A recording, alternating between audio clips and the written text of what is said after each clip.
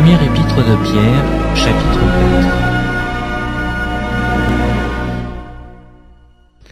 4. Ainsi donc, Christ ayant souffert dans la chair, vous aussi, armez-vous de la même pensée. Car celui qui a souffert dans la chair en a fini avec le péché, afin de vivre, non plus selon les convoitises des hommes, mais selon la volonté de Dieu, pendant le temps qui lui est resté à vivre dans la chair. C'est assez en effet d'avoir dans les temps passés accompli la volonté des païens, en marchant dans la dissolution, les convoitises, les ivrogneries, les excès du manger et du boire, et les idolâtries criminelles.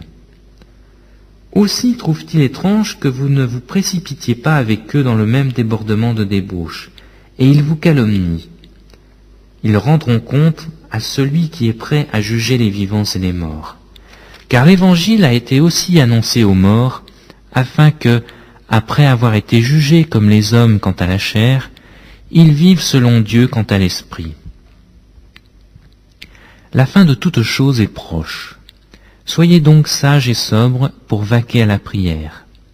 Avant tout, ayez les uns pour les autres une ardente charité, car la charité couvre une multitude de péchés. Exercez l'hospitalité les uns envers les autres, sans murmure, comme de bons dispensateurs des diverses grâces de Dieu.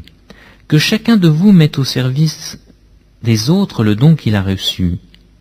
Si quelqu'un parle, que ce soit comme annonçant les oracles de Dieu.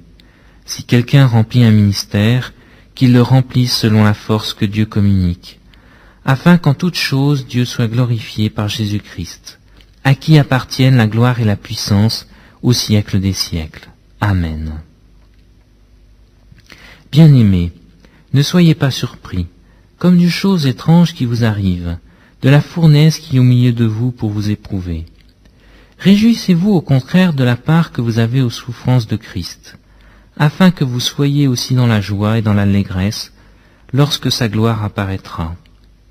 Si vous êtes outragés pour le nom de Christ, vous êtes heureux, parce que l'Esprit de gloire, l'Esprit de Dieu repose sur vous.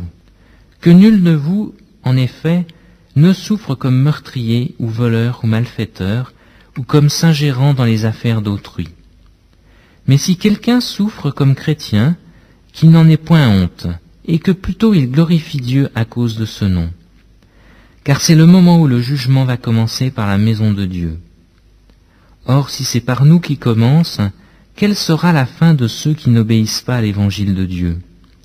Et si le juste se sauve avec peine, que deviendront l'impie et le pécheur? Ainsi que ceux qui souffrent selon la volonté de Dieu remettent leurs âmes au fidèle Créateur en faisant ce qui est bien.